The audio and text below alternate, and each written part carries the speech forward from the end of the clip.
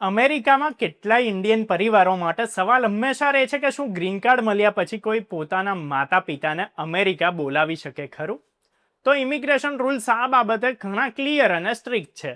જો તમે green card holder છો અને ઈચ્છો છો કે તમારા માતા પિતા તમારી જોડે આવી જાય તો સૌથી પહેલાં સમજવું જરૂરી છે કે ભાઈ લોફુલ પરમેનન્ટ રેસિડેન્ટ્સ એટલે કે જે ગ્રીન કાર્ડ હોલ્ડર્સ હોય છે એમની પાસે કયા ફેમિલી મેમ્બર્સને સ્પોન્સર કરવાનો લીગલ રાઇટ હોય છે અને કોને નહીં. તો આજે આ વિડીયોમાં આપણે ક્લિયરલી સમજીશું કે ભાઈ ગ્રીન કાર્ડ હોલ્ડર્સને કયા રાઇટ્સ હોય છે, એમના પર શું રિસ્ટ્રિક્શન્સ હોય છે અને ઇન્ડિયન ફેમિલીઝે ગ્રીન કાર્ડને લઈને શું સાવધાનીઓ રાખવાની હોય છે. તો ગ્રીન કાર્ડ કે લોફુલ પરમેનન્ટ રેસિડન્ટ સ્ટેટસ એક ઓફિશિયલ ડોક્યુમેન્ટ છે જે તમને અમેરિકામાં પરમેનન્ટ રહેવા અને કામ કરવાનો અધિકાર આપે છે. ગ્રીન કાર્ડ હોલ્ડર પોતાના પરિવારના કેટલાક સ્પેસિફિક મેમ્બર્સને જ સ્પોન્સર કરી શકે છે.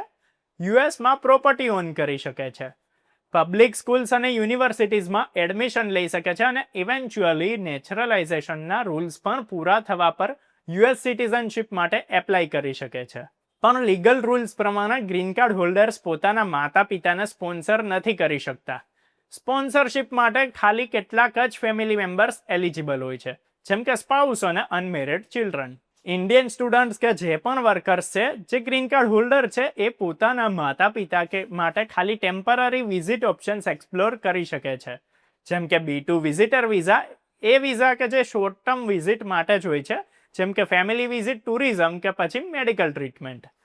પેરેન્ટ્સને પરમેનન્ટ રેસિડેન્સી અપાવવી ખાલી યુએસ સિટીઝન્સ માટે જ પોસિબલ હોય છે. સિટીઝનશિપ મળ્યા પછી તમે 21 વર્ષ કે એનાથી વધારે ઉંમરના થાવ એની પછી પોતાના માતા પિતાને સ્પોન્સર કરી શકો છો.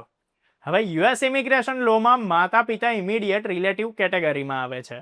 એનો મિનિંગ એ છે કે એમને એન્યુઅલ વિઝા કેપ નથી લાગતી અને પ્રોસેસ ઘણી ફાસ્ટ રહે છે. ઇમિડિયેટ રિલેટિવ્સને સ્પેશિયલ પ્રાયોરિટી રૂલ્સ પ્રમાણે વિઝા બેકલોગ્સ એમના પર એપ્લાય નથી થતા અને એમની એપ્લિકેશન જલ્દી પ્રોસેસ થાય છે. યુએસ સિટીઝન્સ માટે પ્રોસેસ સહેલી છે પણ સ્ટ્રક્ચર્ડ પણ ઘણી વધારે છે. સૌથી પહેલા form I-130 petition for alien relative file કરવાની હોય છે, જેમાં પેરેન્ટ ચાઇલ્ડ રિલેશનશિપ પ્રૂફ અને આઈડેન્ટિટી ડોક્યુમેન્ટ સબમિટ કરવા જરૂરી હોય છે. જો માતા પિતા યુએસની બહાર છે તો એમના કોન્સ્યુલર પ્રોસેસિંગથી પસાર થવું પડે છે અને જો ઓલરેડી યુએસમાં છે તો એડજસ્ટમેન્ટ ઓફ સ્ટેટસ કરવું પડશે. પ્રોસેસમાં USCIS અપ્રુવલ, બાયોમેટ્રિક્સ અને ફોલોઅપ ડોક્યુમેન્ટેશન ઇન્ક્લુડ હોય છે. તો ઇન્ડિયન ફેમિલીઝે જાણવું જરૂરી છે કે ભાઈ ગ્રીન કાર્ડ હોલ્ડર્સ પોતાના પેરેન્ટ્સને પરમેનન્ટ રેસિડન્ટ્સ માટે ડાયરેક્ટ સ્પોન્સર નથી કરી શકતા, પણ વિઝિટ ઓપ્શન્સ હંમેશા અવેલેબલ હોય છે.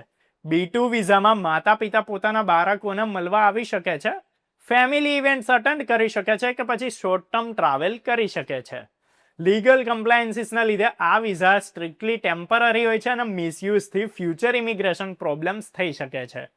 ઇન્ડિયન ગ્રીન કાર્ડ હોલ્ડર્સે પોતાના લીગલ રાઇટ્સ અને રિસ્પોન્સિબિલિટીઝની અવેરનેસ રાખવી જરૂરી છે.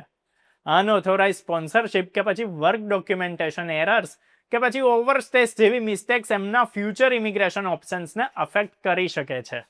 એટલે હંમેશા સર્ટિફાઈડ ઇમિગ્રેશન અટર્નીની સલાહ લેવી, એમનું ગાઈડન્સ લેવું બહુ વધારે એડવાઇઝેબલ છે. તો એક્સપિરિયન્સ એટર્નીઝ પ્રોસેસના દરેક સ્ટેપમાં તમને હેલ્પ કરી શકે છે.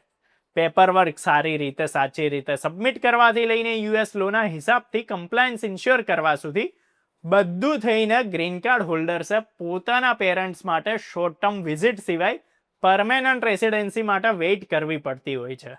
સિટીઝનશિપ મળે એની પછી જ પેરેન્ટ્સને સ્પોન્સર કરવાનું લીગલી અલાઉડ હોય છે. તો ઇન્ડિયન ફેમિલીઝે આ દરમિયાન ટેમ્પરરી વિઝાસ, લીગલ કમ્પ્લાયન્સ અને યુએસ ઇમિગ્રેશન રૂલ્સનું પ્રોપર નોલેજ હોવું જોઈએ. એનાથી અનનેસેસરી ડિલેઝ અને ફ્યુચર કોમ્પ્લિકેશન્સ અવોઇડ કરી શકાય. ત્યારે આવા જ વિડીયોઝ જોતા રહેવા માટે ફોલો કરો, સબસ્ક્રાઇબ કરો અર્બન ગુજરાતી.